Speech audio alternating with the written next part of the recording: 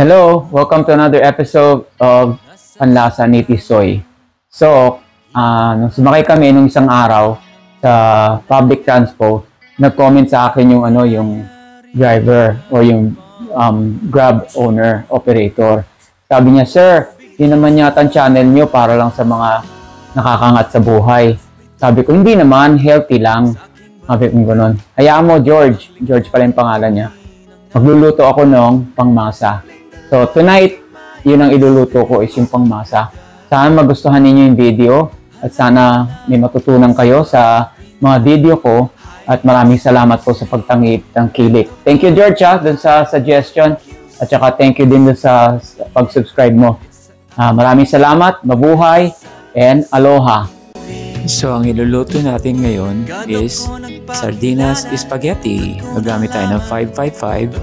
Isang package na noodles, salt and pepper. Siyempre may garlic, may onion at saka may tomato. So ang ginamit ko dito extra virgin olive oil, pero kahit na anong oil pwede nyo gamitin. Gusto ko lang to kasi healthy siya. So sa mainit na pot, maglalagay ka ng mga 2 tablespoon na oil. Tapos lalagay mo yung sibuyas.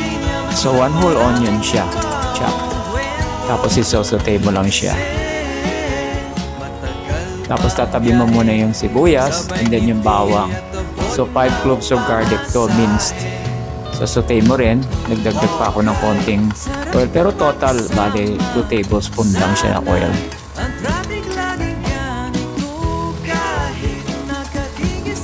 Tapos susunod mo na yung tomato. Ang ginamit ko tomato is 4 na piraso na maliit. So, chopped siya, tapos sinute ko lang.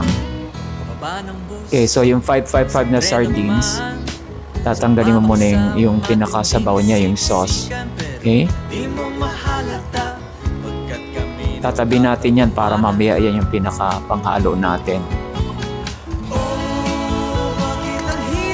So, ang sardinas is like 40 pesos lang each.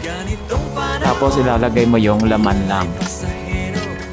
Yung iba tinatanggal nila yung buto pero no need kasi okay naman yung buto, malambot.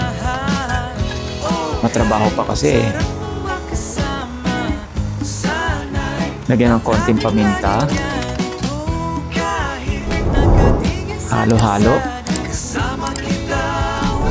Tapos nilagyan ko ng 1/4 cup na tubig para na medyo may sabaw ng konti. Takpan ng konti para medyo kumulo ng konti.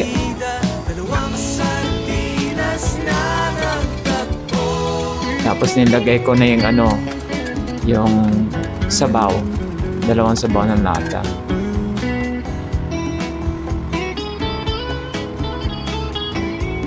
Tapos nilagay ko na yung noodles. Ang nagamit ko lang palang noodles is kalahating package lang. Pre-cook na to niluto ko na yung noodles pinakuluan ko lang ng tubig. Tapos halo-haluin mo lang. Ganun lang, napakadali, di ba? Kung gusto mo lang yan ng paminta pa, tsaka konti pang asin para lang sa flavor.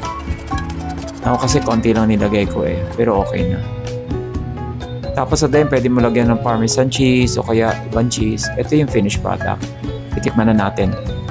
So total expense ko rito siguro mga 150 pesos lang. So mura lang, kaya ng lahat. Taste testing. See how this budget friendly, mura na spaghetti.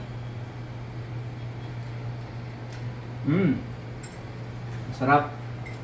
Masarap. Para siyang spaghetti talaga.